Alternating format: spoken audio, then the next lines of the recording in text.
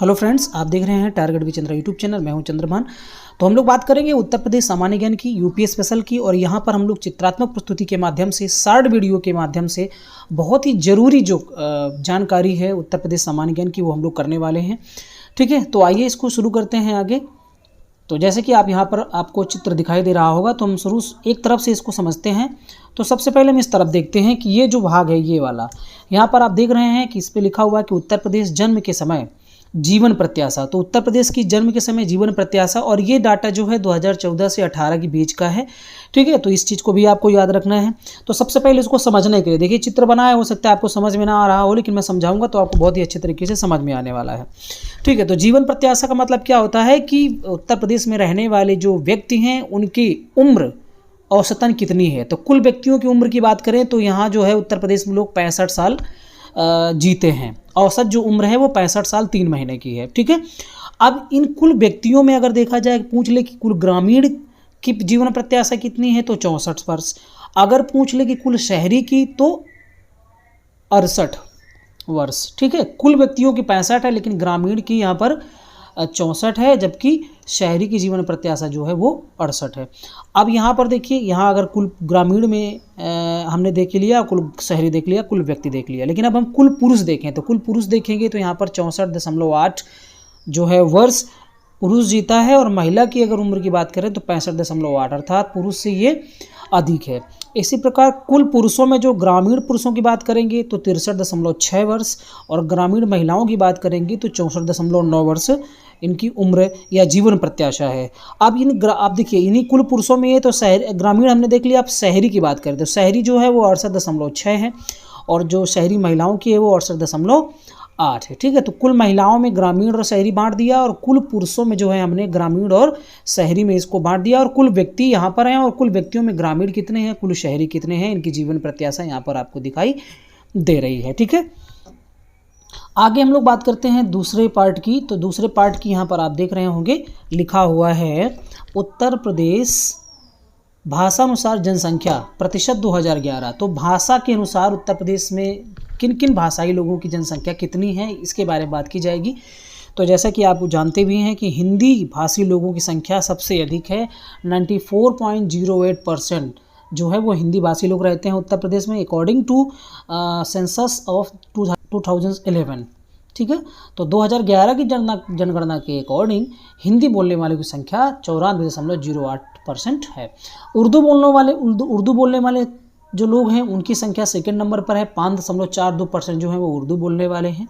पंजाबी बोलने वालों की संख्या है 0.25%, और बंगाली बोलने वालों की संख्या है 0.12%। तो सबसे कम जो है वो बंगाली बोलने वाले लोग हैं, और सबसे अधिक जो है वो हिंदी बोलने वाले हैं, और सेकंड नंबर पर उर्दू बोलने वाले हैं। ठीक है, अब हम लोग आगे बात करते हैं उत्तर प्रदेश की कुछ प्रशासनिक जो इकाइयां हैं उनके बारे में, क्योंकि यहाँ से बहुत प्रश्न पूछा जाता है। तो प्रशासनिक इकाइयों के बारे में हम लोग यहाँ पर बात करने वाले हैं। ठीक है, तो जैसे कि आप जानते भी होंगे, बहुत सारे लोग जानते भी होंगे कि उत्तर प्रदेश में मंडलों की संख्या कितनी है, 18। ठीक है, और उत्तर प्रदेश में जिलों की संख्या कितनी है, 75। नगरों एवं नगर समूहों की संख्या 915 है। ग्राम पंचायतें 2021 के अकॉर्डिंग कितनी है, यहाँ पर ये डाटा दिया गया है 58,176। ये राज्य निर्वाचन आयोग का डाटा है। नगर पंचायतों की बात करेंगे तो 8,135। अगर तहसीलों की बात करेंगे तो 351, और विकास खंड कुल मिलाकर के हैं 826। ये राज्य निर्वाचन आयोग का डाटा है। इसी प्रकार अगर नगर पंचायत की बात करें तो ये 2017 के अकॉर्डिंग है। कितनी नगर पंचायतें हैं, 439। ठीक है, नगर पालिका परिषद की बात करें 2017 के अकॉर्डिंग ये 198 जो है वो नगर पालिका परिषद हैं। नगर निगम की बात करेंगे तो नगर निगम है 17, और लास्ट वाला जो नगर निगम है वो है शाहजहांपुर। ठीक है, लास्ट वाला नगर निगम शाहजहांपुर है। इस चीज़ को भी याद रखिए, क्योंकि ऐसे क्वेश्चन भी पूछ लिए जाते हैं। कुल गांवों की बात करेंगे तो यहाँ पे डाटा आप देख रहे होंगे, है ना। इसके बाद अगर आबाद ग्राम की बात करेंगे तो आबाद ग्राम का जो है ये डाटा यहाँ पर आप देख रहे हैं। आर्थिक संभाग कितने हैं तो वो यहाँ पर आप डाटा देख सकते हैं, 4। आगे हम लोग अब बात करेंगे कि जिला केंद्रीय सहकारी जो बैंक, यहाँ पर हम दो चीज़ों की बात करेंगे। एक तो बात करेंगे उत्तर प्रदेश सहकारिता की, और दूसरी बात करेंगे उत्तर प्रदेश चिकित्सा एवं स्वास्थ्य की। तो पहले हम उत्तर प्रदेश सहकारिता को देखते हैं। ठीक है, सहकारिता में सबसे पहले देखेंगे जिला केंद्रीय सहकारी बैंक कितने हैं उत्तर प्रदेश में, 50 हैं। प्रारंभिक कृषि ऋण सहकारी समितियाँ कितनी हैं, 7,479। उत्तर प्रदेश कृषि एवं ग्राम विकास बैंक की शाखाएं कितनी हैं? 323। ठीक है। अगर अब हम चिकित्सा के बारे में देखते हैं तो होम्योपैथिक चिकित्सालयों एवं औषधालयों की संख्या कितनी है? 2019 और 20 का डाटा है, यहाँ पर आप देख सकते हैं 1576। और एलोपैथिक चिकित्सालयों में औषधालयों की संख्या कितनी है? 1 जनवरी 2020 का डाटा है, ये है 5113। ठीक है। इसके बाद आयुर्वेदिक एवं यूनानी चिकित्सालयों की बात करें या औषधालयों की बात करें तो उनकी संख्या कितनी है यहाँ पर? वो यहाँ पर देख सकते हैं 2360 है। अब हम बात करते हैं विद्युत की। ठीक है। उत्तर प्रदेश का जो विद्युत है 2019 और 20 का ये डाटा है। ठीक है। 2019 और 20 का डाटा है। यहाँ पर हम देखते हैं कि उत्तर प्रदेश राज्य विद्युत परिषद की स्थापना कब हुई थी? 1956 में। पूर्णतः विद्युतीकृत ग्राम की बात करें, गांव अर्थात गांव कितने गांव में बिजली है, तो ये डाटा आप देख सकते हैं यहाँ पर, है ना, 97,814। इसके बाद उत्तर प्रदेश विद्युत नियामक आयोग की स्थापना की बात करें तो कब हुई थी? 1998 में। राज्य में राष्ट्रीय ताप विद्युत निगम के केंद्र कितने हैं? 8 हैं, है ना, 8 है। तो ये डाटा जो है पूछा जाता है, इसलिए आपको याद रखना। एकमात्र परमाणु विद्युत केंद्र कहाँ पर है उत्तर प्रदेश में? तो नरौरा बुलंदशहर में। इसकी स्थापना 1989 में हुई थी। हरदुआगंज ताप विद्युत गृह कहाँ पर है? अलीगढ़ में। इसकी स्थापना वर्ष 1942 में हुई थी। ठीक है। अब हम लोग बात करेंगे उत्तर प्रदेश तथा भारत के तुलनात्मक संकेतक अर्थात तुलनात्मक अध्ययन करेंगे और जनगणना के बारे में। ठीक है। तो जैसे कि आप यहाँ पर देख सकते हैं, पहले मध्य दिया गया है, फिर उत्तर प्रदेश दिया गया है, फिर यहाँ पर भारत दिया गया है। ठीक है। तो जनगणना वर्ष 2011 के अकॉर्डिंग होगा। जनसंख्या वृद्धि की बात करें 2001 से 2011 तक की, तो उत्तर प्रदेश में 20.2% की वृद्धि हुई है और भारत में 17.7% की वृद्धि दर हुई है। ये इसको हम कह सकते हैं दशकीय जनसंख्या वृद्धि दर, है ना। और ये एग्जाम में बहुत पूछा जाता है कि उत्तर प्रदेश की दशकीय जनसंख्या वृद्धि दर कितनी है, तो 20.2% और भारत की 17.7%। इसी प्रकार अगर हम जनघनत्व की बात करें तो जनघनत्व जो है उत्तर प्रदेश का 829 है, जबकि भारत का 382 है। इसी प्रकार नगरीय जनसंख्या का प्रतिशत देखा जाए, उत्तर प्रदेश का कितना है? 22.3%, जबकि भारत का कितना है? 31.1%। ग्रामीण जनसंख्या का प्रतिशत देखेंगे तो 77.7% और भारत का है 68.9%। लिंगानुपात, मोस्ट इंपॉर्टेंट, लिंगानुपात उत्तर प्रदेश का कितना है? 912। ठीक है। और भारत का कितना है? 943। ये तो हो गया जनगणना के। अब साक्षरता दर देखते हैं यहाँ पर हम, तो साक्षरता दर उत्तर प्रदेश और भारत की तुलना यहाँ पर हम लोग करने वाले हैं। तो कुल व्यक्ति की अगर बात करें कि कुल व्यक्ति की साक्षरता दर कितना प्रतिशत है, तो उत्तर प्रदेश में 67.7% जो है वो साक्षरता दर है।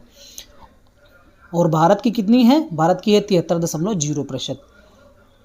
इसी प्रकार अगर हम पुरुष और स्त्री में अलग अलग बांटें तो पुरुष की कितनी है उत्तर प्रदेश में? 77.3% और भारत में 80.9%। इसी प्रकार स्त्री की अगर देखें, सिर्फ स्त्री का, तो 57.2% और भारत में 64.6%। तो आप ये देख सकते हैं कि भारत का डाटा इतना इसलिए है क्योंकि जो साउथ इंडिया है वहाँ के जो लोग हैं ज़्यादा जागरूक हैं, शायद ऐसा होगा, इसलिए वहाँ जो महिलाएं हैं काफ़ी शिक्षित हैं। और हमारे जो उत्तर भारत है उस जिसमें से यूपी बिहार के डाटा को ले लें तो अभी भी जो है यहाँ महिला जो शिक्षा है, स्त्री शिक्षा है, उसका प्रतिशत बहुत ही कम है। कुल जनसंख्या में अनुसूचित जाति की जनसंख्या देखें, ठीक है, तो उत्तर प्रदेश का देखेंगे तो 20.7%। और अगर भारत का देखें तो 16.6%। सिर्फ उत्तर प्रदेश में जो जनसंख्या जितनी टोटल है उस जनसंख्या में एससी की जनसंख्या 20.7% है और टोटल जो भारत की जनसंख्या है उसमें से 16.6% जो है वो एससी कैटेगरी की जनसंख्या है। इसका मतलब ये हुआ कि उत्तर प्रदेश में एससी कैटेगरी के लोग भारत में रहने वाले लोगों की अपेक्षा उनकी संख्या यहाँ पर ज़्यादा है। उसी प्रकार अगर देखेंगे कुल जनसंख्या में अनुसूचित जनजाति अर्थात जो एसटी वर्ग के लोग हैं, एसटी वर्ग के लोगों की संख्या उत्तर प्रदेश में है उसकी कुल जनसंख्या का 0.6%, जबकि भारत में 8.6%। अब हम जन्म दर की बात करते हैं तो जन्म दर वर्ष 2018 में कुल की अगर बात करेंगे तो उत्तर प्रदेश का है 25.6%, है ना, और भारत का क्या है 20.6। ग्रामीण की बात करेंगे 26.6 और यहाँ 21.6। नगरीय की बात करेंगे 22.5, 16.7। तो यहाँ पर ये देखना है कि कौन सी जन्म दर जो है, नगरीय जन्म दर कितनी है, ग्रामीण जन्म दर कितनी है और उत्तर प्रदेश की कितनी है, भारत की कितनी है प्रति हज़ार में, ये यहाँ पर आंकड़ा देखना है आपको। इसके बाद ये तो जन्म दर हो गया। अब हम मृत्यु दर की बात करेंगे तो मृत्यु दर ये भी आंकड़ा 2018 का ही लिया गया है, यहाँ भी प्रति हज़ार की बात की गई है, यहाँ पर प्रति हज़ार की बात की गई है। कुल की बात करेंगे तो 6.6 है और यहाँ देखेंगे तो 6.2 है। ग्रामीण की बात करेंगे 7 है, यहाँ पर 6.7, यहाँ नगरीय की बात करेंगे 5.3 है, यहाँ 5.1 है। दोस्तों इस वीडियो में अगर आप कमेंट्स करते हैं और बहुत सारे लोग लाइक भी करते हैं और मांग करते हैं इसका PDF की, तो इसका PDF भी आपको डिस्क्रिप्शन में अवेलेबल करा दूंगा, ठीक है, तो वहाँ से आप डाउनलोड कर सकते हैं।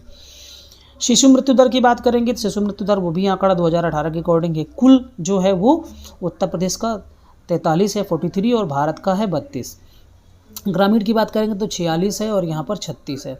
नगरीय की बात करेंगे तो 35 है और यहाँ पर 23 है। इसका मतलब ये है कि उत्तर प्रदेश का आंकड़ा जो है, अगर शिशु मृत्यु दर की बात की जाएगी तो यहाँ पर भारत की शिशु मृत्यु दर की अपेक्षा काफ़ी ज़्यादा है, ठीक है, तो इसको भी सुधारने की ज़रूरत है।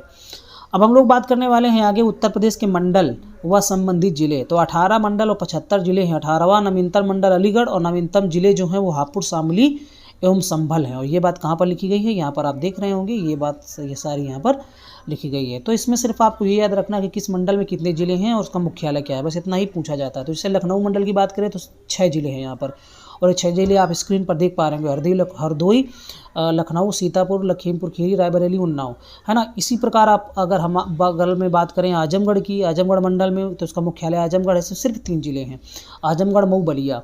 उसी प्रकार अगर हम यहाँ देखें कानपुर मंडल में, तो कानपुर मंडल में 6 जिले हैं। तो जैसे लखनऊ मंडल में 6 जिले हैं, वैसे ही कानपुर मंडल में भी 6 जिले हैं, ठीक है। औरैया है, फर्रुखाबाद है, कानपुर नगर है, इटावा है, कानपुर देहात है, कन्नौज है। अब हम इधर आते हैं आगरा मंडल में। तो आगरा मंडल में 4 जिले हैं, ठीक है, एक तो आगरा, फिरोजाबाद, मैनपुरी, मथुरा, ठीक। मिर्ज़ापुर मंडल की बात करें तो मिर्ज़ापुर में 3 जिले हैं, मुख्यालय इसका मिर्ज़ापुर में है। एक मिर्ज़ापुर है जिला, सोनभद्र और भदोही, ये सारे मिर्ज़ापुर में आते हैं। भले ये भदोही जो बनारस से सटा हुआ है, लेकिन मिर्ज़ापुर मंडल में आता है, ठीक है। आगे हम वाराणसी मंडल की बात करेंगे। तो वाराणसी मंडल में कुल 4 जिले हैं, जिसमें से चंदौली है, जौनपुर है, गाजीपुर है, वाराणसी है। तो इसमें सिर्फ 4 जिले हैं, मुख्यालय क्या है, वाराणसी। चित्रकूट मंडल की इस तरफ बात करते हैं तो इसका मुख्यालय बांदा है, जिसमें से 4 जिले हैं, एक तो बांदा, हमीरपुर, चित्रकूट और महोबा, ये 4 जिले आपके चित्रकूट मंडल में आते हैं। प्रयागराज मंडल की बात करें, इसका मुख्यालय प्रयागराज, इसमें भी 4 जिले हैं, एक प्रयागराज है, कौशाम्बी है, फतेहपुर है और प्रतापगढ़, ये सारे प्रयागराज मंडल में आते हैं। अलीगढ़ मंडल की बात करें, मुख्यालय अलीगढ़ है, 4 जिले हैं, इसमें अलीगढ़, हाथरस, एटा और कासगंज, ठीक है। झांसी मंडल की बात करें तो झांसी मंडल का मुख्यालय झांसी में 3 जिले हैं, जालौन है, झांसी है और ललितपुर है। इसके बाद सहारनपुर मंडल की बात करें तो मुख्यालय क्या है, सहारनपुर, 3 जिले हैं, मुजफ्फरनगर, शामली और सहारनपुर। बरेली मंडल में 4 जिले हैं, आप देख सकते हैं, बदायूं, पीलीभीत, बरेली, शाहजहाँपुर। इसके बाद गोरखपुर मंडल की बात करें तो इसमें 4 जिले हैं, एक देवरिया, कुशीनगर, गोरखपुर और महाराजगंज, ठीक है, मुख्यालय गोरखपुर है। बस्ती मंडल की बात करेंगे तो मुख्यालय इसका बस्ती है, 3 जिले हैं मात्र, संत कबीरनगर, सिद्धार्थनगर और बस्ती, ठीक है। अयोध्या की बात करेंगे, ठीक है, अयोध्या की अगर बात करते हैं तो अयोध्या मंडल का मुख्यालय जो है अयोध्या है, इसमें 5 जिले हैं, अम्बेडकर नगर, अयोध्या, अमेठी, बाराबंकी, सुल्तानपुर। देवी पाटन ये भी एक मंडल है और इसका मुख्यालय है गोंडा, इसमें 4 जिले हैं, बहराइच, गोंडा, बलरामपुर, श्रावस्ती। मेरठ मंडल की बात करें, इसमें 6 जिले हैं, बागपत, गौतम बुद्ध नगर, मेरठ, बुलंदशहर, गाजियाबाद, हापुड़। तो एक चीज़ आपको याद रखनी है कि सबसे अधिक जिले वाले मंडल कौन कौन से हैं। तो सबसे अधिक जिले वाले मंडल, एक तो आप मेरठ देख सकते हैं यहाँ पर, है ना, ये मेरठ मंडल सब में 6 जिले हैं। उसके बाद ऊपर आप जब जाएंगे तो ऊपर आप देखेंगे 2 जिले और भी हैं, जहाँ पर जिले जो हैं उस मंडल के 6 हैं। तो कानपुर मंडल, लखनऊ मंडल और लास्ट में जो आपने मेरठ मंडल देखा, इन तीनों मंडल में 6 जिले हैं सबसे अधिक। और सबसे अगर कम की बात करेंगे तो सबसे कम जो है वो 3 जिलों वाला ही मंडल होगा। तो सबसे कम वाले में आप देख रहे हैं, एक तो ये सहारनपुर है, ठीक है, इसमें सिर्फ 3 जिले हैं। इसके बाद ये बस्ती मंडल में भी 3 जिले हैं। और इसके बाद अगर आप जाएंगे तो झांसी मंडल, इसमें भी 3 ही जिले हैं। और इसके बाद एक और बसता है आपका ये मिर्ज़ापुर मंडल में भी 3 जिले हैं। तो इस तरह से प्रश्न जो है वो पूछा जाता है, ठीक है। तो आई होप ये वीडियो आपको पसंद आया होगा, ठीक है। तो इस वीडियो को आप अच्छे से देखिए और लोगों को शेयर भी करिए। अगर आपने चैनल अभी तक सब्सक्राइब नहीं किया है तो प्लीज़ सब्सक्राइब कर लीजिए और बेल आइकन भी प्रेस कर लीजिए, ताकि इसी तरह की जो वीडियो हैं आपको निरंतर मिलते रहें, ताकि आपकी तैयारी बेहतर हो सके, ठीक है ना। मिलते हैं इसका नेक्स्ट पार्ट में, तब तक के लिए धन्यवाद।